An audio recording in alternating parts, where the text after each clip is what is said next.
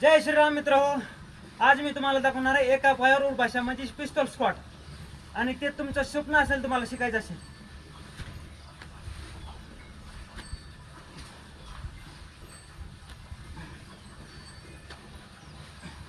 ह्या उठ भाषाने तुमच्या मांड्या खूप मजबूत होतील.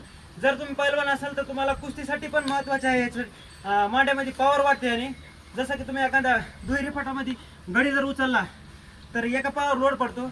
तर त्याने काय होईल, ह्या उठ भाषाने तुमच्या मांड्या मजबूत होतात आणि तुम्हाला कुस्तीला खूप फायदा होईल. मी त्याच्याबद्दल पूर्ण माहिती सांगू शकत नाही, कारण की हा व्हिडिओ रील आहे. रीलमध्ये आपल्याला एवढं काही बोलता येत नाही.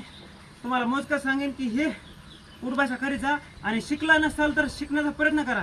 त्यासाठी तुम्हाला काय करावं लागेल, भिंतीच्या कडेला पाय ठेवून असं बसण्याचा प्रयत्न करावा लागेल, किंवा काठी काहीतरी धरा, काहीतरी सपोर्ट करा आणि त्यावर असे इतकेच करा सुरुवातीला.